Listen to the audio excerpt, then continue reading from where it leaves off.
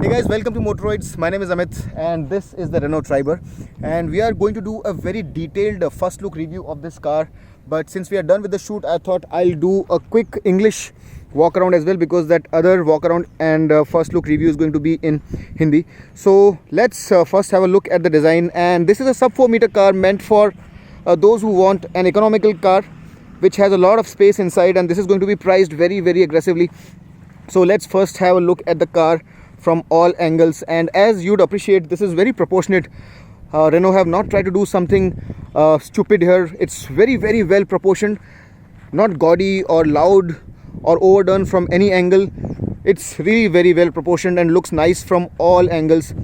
They have tried to keep it subtle, very well proportioned, and this is a very true car from a purist's perspective. I quite like its design. It's also very well finished, and that's something that is going to go down with a lot of customers very well. On the sides, I would want to mention this very special thing that I noticed. The roof has this bulge, which is not just for design but is also very functional. And when you go inside, you'll see that it has increased the headroom inside by a substantial margin, and it just beeped, and there's a reason why it happened, and I'll tell you why. Those roof rails also very well done in black and are very functional as well. 50 kg weight they can take, so that's another plus. Now let's see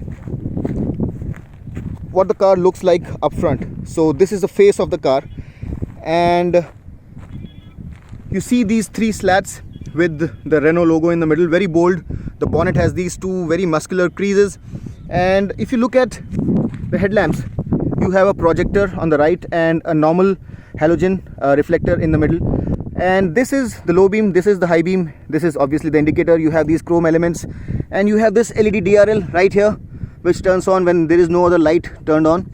You have these chrome accents on the sides, and this scruff plate at the bottom like an SUV. So all of these things make it look quite nice. And coming towards the sides,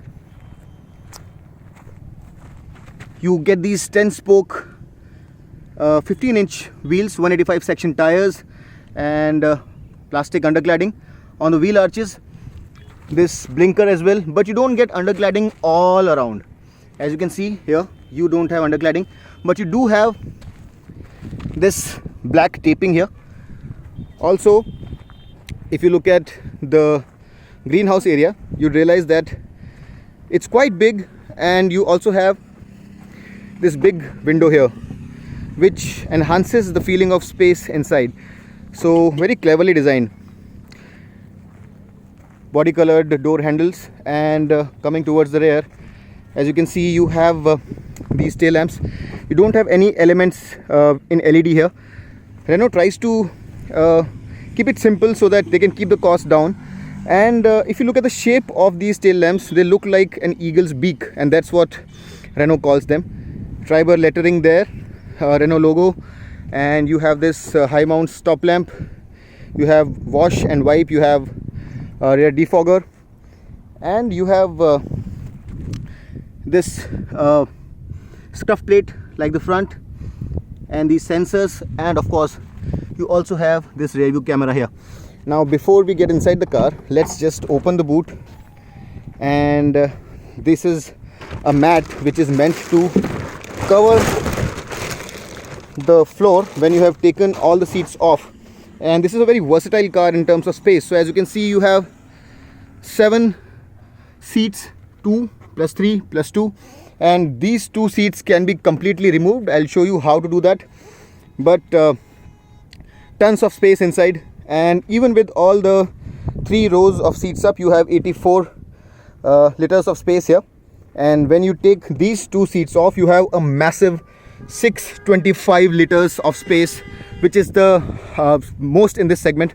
And this is essentially an MUV which tries to look somewhat like a crossover and is economical. But if you compare it with the sub 4 meter cars, no other car has this kind of space.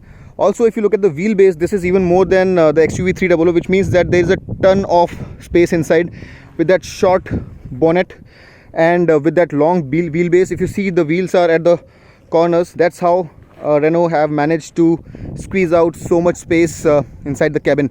So a very clever packaging out there, and I sat in this car and I was really impressed. Now coming to the beep that I was talking about, it comes with this smart key. So for this segment, this is quite a unique feature. Before we get inside, I'll just show you this ORVM, which is body colored, but there are no blinkers here. They're here.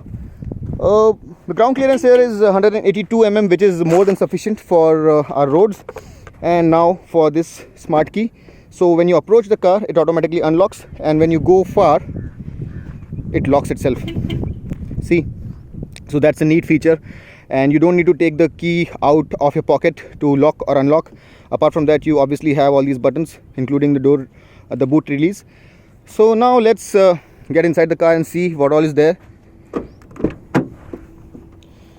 So you have this fabric armrest with piano black finish here, and you have these buttons. Driver side window is auto down. You have electric adjustable ORVMs, and the theme is black and beige, as you can see. So is the case here as well, black, beige, and you have a ton of space here for a big water bottle. This is how the interior looks like from a distance. Very nice chunky steering. I quite like the steering. It's very small, very nice to hold. The seat, the driver's seat, is not height adjustable, so that's something missing here. But this segment, no other cars have that either. This car has tons and tons of space and quite a few nice features. So let's get inside. But before that, let's have a look at the engine bay, because the engine here is new. So there's this thing here. You have to pull it to pop open the bonnet, and when you pop open the bonnet, you'd realize that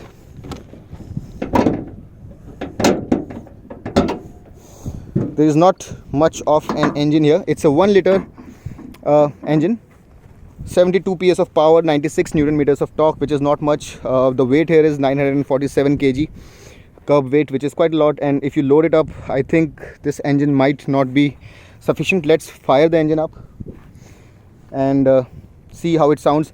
It's a 3-pot motor, so it's slightly more noisy than your normal 4-cylinder engine because of the disbalance, but it's not bad at all. I sat inside. There are mild vibrations at low RPMs, but when you rev the engine, the vibrations smoothen out, and then the noise inside is very less. So let's see how it sounds. So it's not exactly noisy, but it's slightly more noisy than your 4-cylinder engine. Okay, there's a nice whoosh to it as well. And now let's get inside. Abhijit, can you please help me shut the bonnet? Key, please. And now we'll look at something that we were not able to look at when we first walked around this car at its unveiling, and that's the instrument console. So I'm not very fond of this because as you can see, the tacho is on the left and it's all LED lit. On the right also you have the fuel gauge, and on top you have temperature gauge. In the middle you have this digital speedo and a lot of other information. It could have probably been more tastefully done because the rest of the car is really nice. This bit, even if this was analog, I wouldn't have minded it, but I think this could probably have been done a little bit more tastefully. But the rest of the cabin is fantastic. You have this 8-inch touchscreen, and you can use Android Auto as well as Apple CarPlay on this, and the audio quality is pretty nice actually. I tried it and the audio quality is not bad at all for this section. The bass is pretty tight and it doesn't blast at top volume. That's a very good thing. Apart from that, you can use this USB to play videos on this, so which is another good thing. And if you look at the interior, you have this black and beige treatment given here. You have this twin glove box. On top you have lesser amount of space. You can put your sunglasses, wallet, cell phone. But at the bottom you have a huge compartment, and you have this compartment cooled as well, so you can just move this bit here and it'll let the cool AC air to come inside and chill whatever inside to a certain extent. This satin silver accent here adds some contrast. AC vents horizontally laid out, 2 in the middle and 1 each on the sides. And apart from that, the AC is not automatic, it's manual, and it's a 1 liter engine, so you can expect it to be reasonably efficient, but not very efficient as the ones on those big diesel engines. So this AC takes a little bit of time before it cools the cabin, because the cabin is really huge, as you can see. The seat is very comfortable. I've done a very detailed walk around of this, so I really think that I'm in a good position to tell you that the seat is quite comfortable. Not the best, but for this segment this is pretty nice. A highlight here is a lot of open spaces, and I forgot to tell you that you get push start stop also here. And what's missing here is steering mounted controls. The steering by itself is adjustable for height, it's not adjustable telescopically. You have this very nice space here where you can put your cell phone or a wallet, so this is kind of a stand here. Then you have this very big open, very easily accessible space here, which is again very good. Space for 2 cups, 2 cup holders, and again a very nice lidded covered space here, which is cooled, so you can put your bottles of water or any drinks, and you can turn the cooling on or off with a notch inside, and that's a very nice thing to have. So tons and tons of space inside, and that's very pleasing. Big windows enhance the whole sense of space inside, and everything is finished very well. The quality of plastic is a little bit rough. The plastics are not exactly very soft to touch, but the finish is nothing to complain about. The plastics for this segment, I think they're fine. There are some rough edges on some very few places, like for example, if you can look here, this is a cover which is coming off, but apart from that, it's very nicely done. The finish is very good. The plastics could have been better, but this product is going to be selling at a very good price, so you have to keep that in mind. Let's have a look at the seat. The headrests are not adjustable. You have a vanity mirror here as well as on the driver's side, but there is no illumination. You have to use this illumination. The mirrors are day night but manual, and you have a toll ticket holder also here. The inner door pulls are satin silver finished, and you have silver accents in a lot of places. So that's that, guys, up front, and let me just get out and show you how the seats look like. So that's how they look like. And now let's get to the interesting side of things, and that's the second row of seats. Piano black fabric, and you also have this spacious bottle holder. The seats are not very high, so ingress and egress is very easy. AC vents are on the pillars. Tons and tons of headroom. I showed you the roof, so that bulge is actually very practical, and as you can see, there is a ton of headroom here, so even 6-footers will not find it problematic sitting here. Another good thing is that 2 of the headrests are adjustable, so that's a fantastic thing. And you don't have any bulge here, so you actually can seat 3 people abreast here, unless they are like overly built like me. So 3 medium-sized people can sit here for even long journeys, I think. The space here is not a problem, but what Renault have done is they have reduced the knee room in the second row to liberate a lot of space in the third row, and the third row is not bad at all, I can tell you that, and that's quite phenomenal for a sub 4 meter car. So I'll sit there and show you how it feels.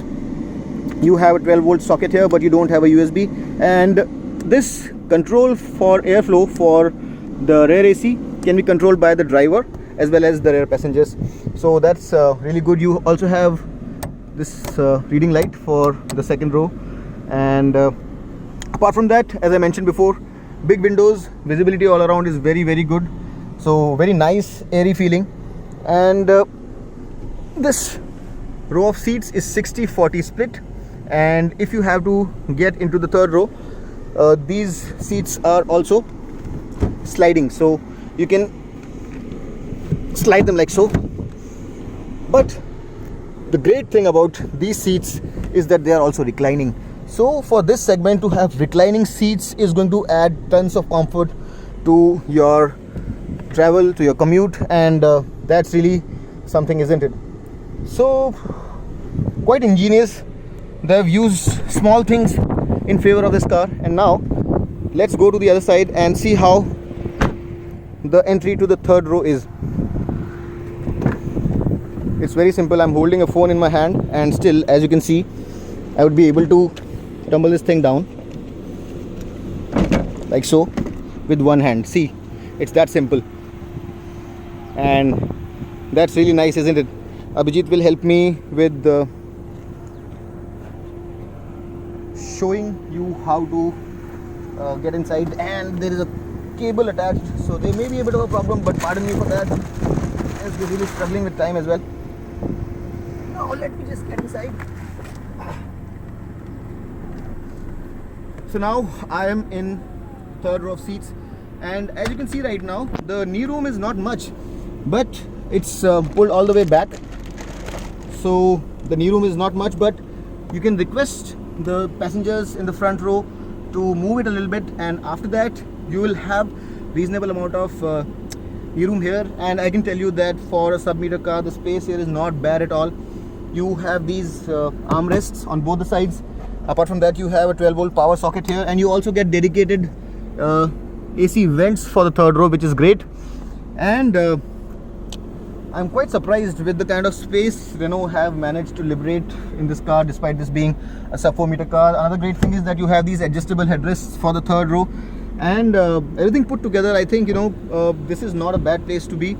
You can actually use this space with some assistance from the people in the second row for short to medium journeys, and it's not as bad as I thought. The bench also is not very low, so your knees are not pointing skywards as much as they do in some other cars. So this is surprisingly decent for a car this size. And there is another trick that the Triber has up its sleeve, apart from all the things that I just told you, and that is the space, as I mentioned, is phenomenal. 625 liters with all with the third row removed, and it's pretty easy. You just have to pull this knob, throw it down. Abhijit, can you just move the second row a little forward? And these two seats actually can be removed completely, and it's not difficult at all. So there's this strap here. You just have to pull it, and then this thing just comes out. So once you do that,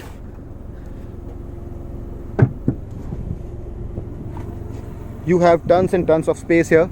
625 liters of space with 5 seats occupied. I mean, that's unheard of for this segment, and that's really, really great. Overall quality of the seats, the upholstery is not top notch. I have seen better quality, but I think the pricing for this car is going to be great. Here also, one very interesting thing is that you don't have a very high loading lip, so loading, unloading stuff would be easy. And these notches that you see here, they accommodate these things which hold the seat in place, and they can be completely removed. I'm holding a phone in one of my hands, so I cannot take it out, but as you can see, these seats can be removed, and then you'll have a lot of space. And this thing that you see here is actually a case for 2 mats. Abhijit, can you help me please? So you have mats which you can put in place here, and then you have a very neat place to put your stuff, and the seat belts and everything will not cause any obstruction. They won't foul with anything, so that's pretty neat and very clever. I quite like the way they have designed the seats, and the seat by itself, if you really look at it, the seat, the back side of the seat, the backrest, can also be taken out like so with one hand. How neat is that? And now we have just the lower part of the seat. So there are over 100 permutations and combinations which can be used while you configure these seats, and that really is the highlight of this car.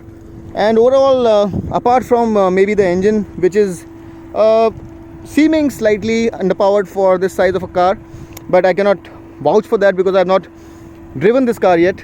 I want to tell you this, that we were not allowed to drive this car. We were allowed to see this car, feel this car from the inside, and turn this car on, see it in motion, but not drive this car or be in the car while this was moving. So I'm telling you whatever I felt based on how I felt while the car was stationary. This is an embargo, and this car probably will be launched sometime soon.